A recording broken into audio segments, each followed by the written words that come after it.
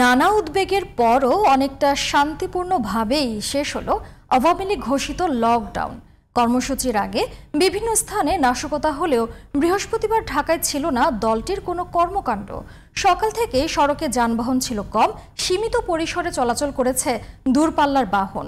পরিবহন সংকটে দুর্ভোগে পড়েন অফিসগামীরা, আর যাত্রী সংকটে আয় রোজগার কমের কথা জানিয়েছেন চালকরা। মাহি হাসানকে সঙ্গে নিয়ে রিপোর্ট করেছেন আহমদ অনিক। কার্যক্রম নিষিদ্ধ আওয়ামী লীগ ঘোষিত লকডাউনে রাজধানীর সড়কে নেই কোনো যানজট। ফাঁকা ঢাকায় নির্বিঘ্নে চলাচল করেছে পরিবহন। জরুরি প্রয়োজন ছাড়া খুব একটা বের হয়নি কেউ। যদিও সকাল থেকে বিকাল পর্যন্ত লকডাউনের সমর্থনে তেমন কোনো কর্মকাণ্ডই ছিল না আওয়ামী লীগের।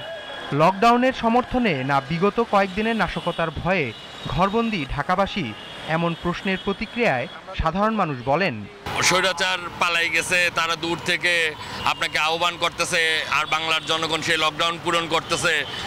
বাংলার জনগণ এখন আর এরকম বোকা নেই। লকডাউনের পক্ষে কেউ নাই আসলে।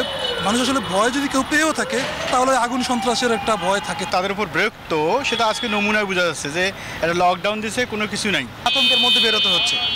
তো যেই পলিটিক্স করুক, যেই দলে আসুক, আসলে আমরা চাই শান্তি।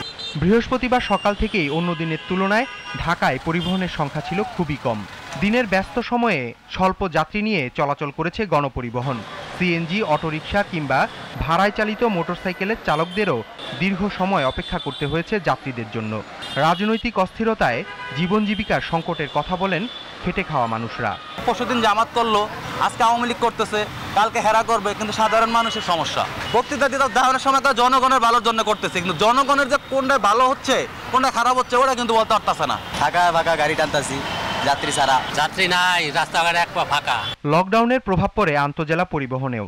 রাজধানীর টার্মিনালগুলোতে দূরপাল্লার যাত্রীও ছিল তুলনামূলক কম। গাড়ি ঘোড়ার জন্য অপেক্ষা করতেছি, তবে গাড়ি ঘোড়ার সংকট। 2-3টা গাড়ি ছাড়া হয়েছে, কিন্তু যাত্রীর সংখ্যা খুবই কম।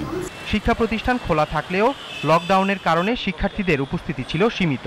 নিরাপত্তা নিশ্চিতে আইনশৃঙ্খলা রক্ষাকারী বাহিনীর কড়া নজরদারি ছিল রাজধানী জুড়ে।